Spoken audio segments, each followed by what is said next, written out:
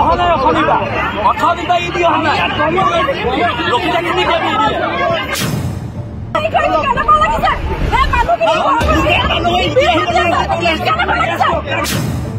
মৃত্যুটো আমি হাতত লৈ ঘূৰি ফুৰাৰ নিচিনাকে হৈছো। ONGC বন্ধ কৰি দিয়া ONGC বিৰুদ্ধে সৰ্বাত্মক প্ৰতিৰোধ হ'ব। আমাৰ মাটিৰ পৰা তেল নিব আৰু আমাৰ মানুহ বহুতে সিহঁতি পইচা নিদিব, সেইটো কথা কেতিয়াও হ'ব নোৱাৰে।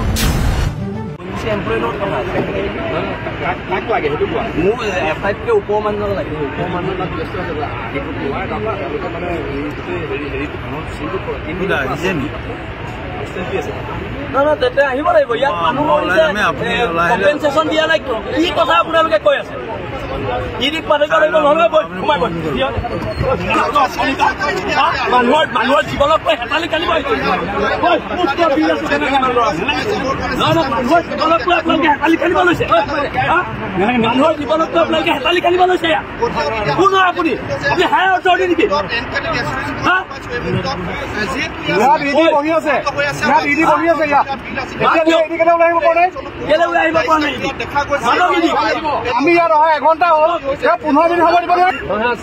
অসমৰ মাটিৰ পৰা তেল নি আছে আপুনি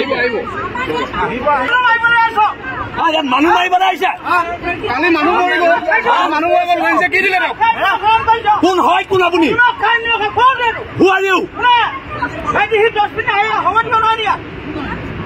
উস্তাদি কথা ক'বলৈ আহিছে কোন এখন গাঁও মানুহ ভুক্তভোগী হৈছে এখন গাঁও মানুহ ভুক্তভোগী হৈছে এখন গাঁও মানুহ ভুক্তভোগী হৈছে আহিব লাগিব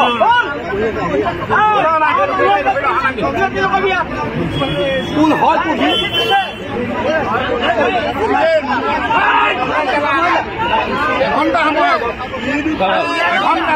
মানুহ মৰিছে ইডি অহা নাই অসমীয়া অৰ্থনীতি ইডি অহা নাই লোকচাখিনি কৰি দিলে লোকচাখিনি কৰি দিলে আমাৰ ইয়াৰ অসমীয়া মানুহবোৰ মৰিব অসমীয়া মানুহবিলাক ইয়াত মৰিব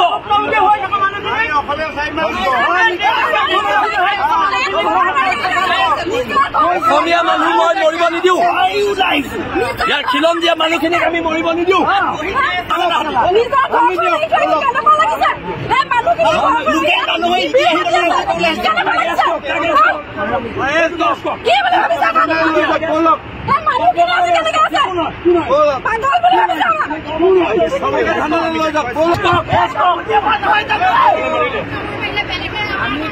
সঞ্জীৱ বড়ো কাজ কৰক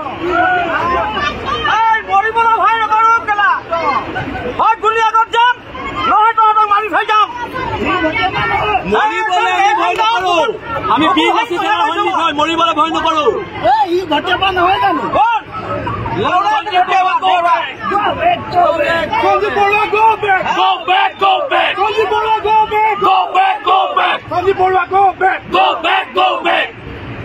এতিয়াৰ পৰা গোটেই বৃহত্তৰ অঞ্চলটো ইমান এটা দুৰ্যোগৰ সময় আহি পৰিছে, কিন্তু ONGC কোনো কাণ হাৰ নাই।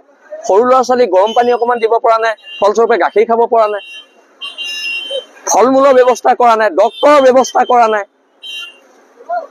খোৱা গৈ ৰাতি 11টা বজাত দিছে। যি সময়ত ল'ৰা ছোৱালী ভোকত পকপকাই আছে, সেই সময়ত ইয়াত এটা জুই জ্বলাব পৰা নাই মানুহে।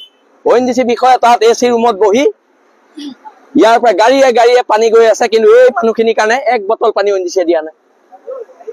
এতিয়া ONGC বিৰুদ্ধে সৰ্বাত্মক প্ৰতিৰোধ হ'ব। কাইলৈ আজিৰ পৰাই এতিয়া আৰু 4জন ডক্তৰ আমি ঠিক কৰিবলৈ কৈছো। আজি কাইলৈ মেডিকেল কেম্প লাগিব আৰু কাইলৈ ৰাতিপুৱা 9 বজাত ভাত, দুপৰীয়া 1 বজাত ভাত আৰু ৰাতি 9 বজাত ভাত দিবলৈ কৈছো। আৰু লগতে সৰু ল'ৰা ছোৱালীৰ কাৰণে পুষ্টিকৰ খাদ্য, যিটো পুষ্টিকৰ খাদ্যৰ তালিকা আছে, সেই পুষ্টিকৰ খাদ্য তেওঁলোকে দিম বুলি আৰু লগত ফল মূল দিম বুলি তেওঁলোকে আমাক এতিয়া তেওঁলোকৰ এজন হায়াৰ অথৰিটি আহি পেলাই আমাক কৈ গৈছে কথাখিনি। এজন লোকৰ মৃত্যু হৈছে, আমি কৈছো যে লগে লগে 1 কোটি টকাৰ ক্ষতিপূৰণ কাইলৈ ভিতৰত দিব লাগিব। আৰু যদি নিদিয়ে ONGC বন্ধ কৰি দিয়া হ'ব। ONGC বিৰুদ্ধে সৰ্বাত্মক প্ৰতিৰোধ হ'ব। আমাৰ মাটিৰ পৰা তেল নিব আৰু আমাৰ মানুহ মৰোতে সিহঁতি পইচা নিদিব, সেইটো কথা কেতিয়াও হ'ব নোৱাৰে। আমি 1 কোটি টকাৰ কম্পেনচেশ্যন দিবলৈ আজি ইয়াত দাবী কৰিছো আৰু কাইলৈ ভিতৰত দিব কৈছো।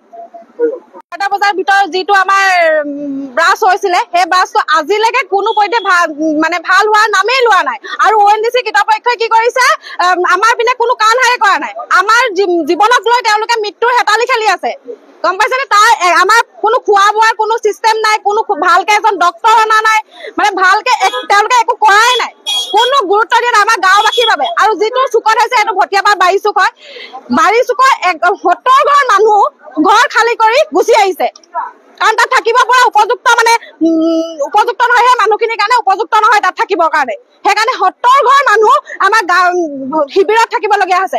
লগতে আমাৰ ভটিয়াপাৰবাসীৰ বাবেও খুব এটা ভয়ংকৰ সৃষ্টি হৈ যায়, কাৰণ আমাৰ অকল চুকটো বুলিয়ে নহয়, আমাৰ সমগ্ৰ ভটিয়াপাৰবাসীৰ কাৰণেও এটা বিপদে আমাক খেদি ফুৰিছে। মৃত্যুটো আমি হাতত লৈ ঘূৰি ফুৰাৰ নিচিনাকে হৈছো। আমাৰ আজি এই গেছৰ পৰা আমাৰ ল'ৰা ছোৱালীৰ বিপদ হৈছে, আমাৰ ডাঙৰ মানুহৰ বিপদ হৈছে। কালি এজন মানুহৰ মৃত্যু ঘটিছে এই গেছটোৰ পৰা, যাৰ ফলত 20-25 জনকৈ ওপৰৰ মানুহে বেমাৰ মেডিকেলত ভৰ্তি হ'ব লগা হৈছে। কিন্তু ONGC মানুহখিনিয়ে তাত AC হাৱা লৈ আছে, আৰু আমি মানুহখিনি ইয়াত গৰমত মৰি গৈছো। আমাৰ ONGC কাৰণে কোনো গুৰুত্বই দিয়া নাই আমাৰ প্ৰতি, গম পাইছে নে?